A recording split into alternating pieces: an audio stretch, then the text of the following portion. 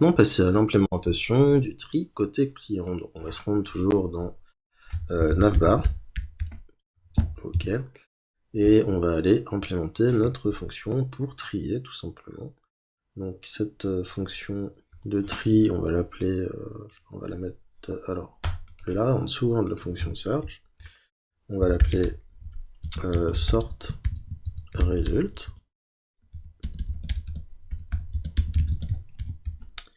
Et qu'est-ce qu'on va faire en fait? On va tout simplement rappeler la fonction search qui est plus haut ici, d'accord, qui comprend déjà search, sort et direction.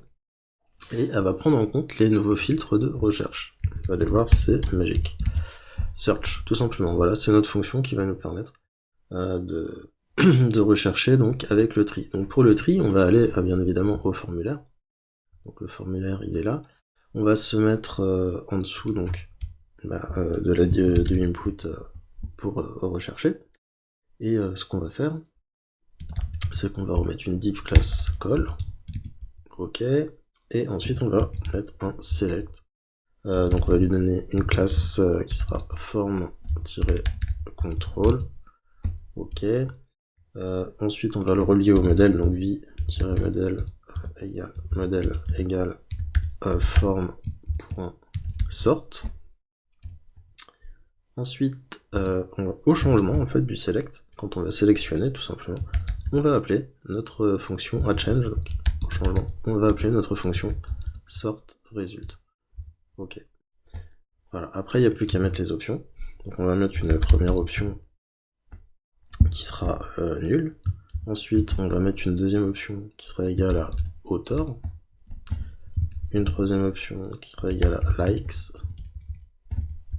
Hop, likes. Une quatrième qui va être égale à views.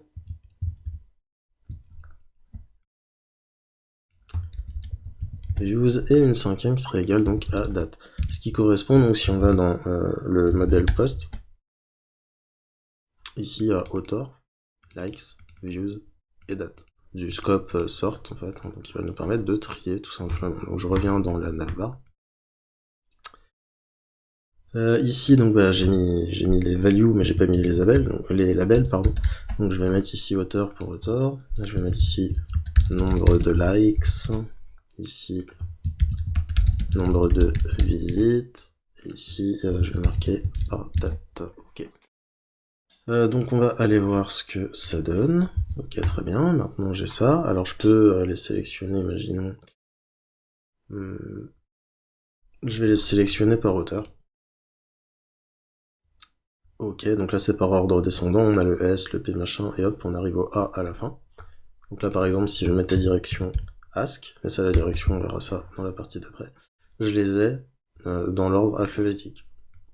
Voilà, donc là, direction, je vais pas préciser, je vais juste mettre par exemple nombre de likes. Alors effectivement, j'ai celui qui a un like, je vais en liker un autre, hop. Ok, ça s'est remis dans l'ordre tout seul, d'ailleurs, c'est assez réactif. Ensuite, par le nombre de visites, bah, effectivement, on voit que le nombre de visites est descendant par défaut, et par la date, bon, ils ont tous été à peu près créés à la même date, je pense, c'est quand on a dû seeder la table, voilà. Mais en tout cas, ça fonctionne bien. Si par exemple, je sais pas, je mets rien en termes de recherche, je vais mettre par nombre de likes, par nombre de views, ok, ça marche, effectivement, 51, 50, hop, on a les 49, les 44, les 40, les 39, ok, bon.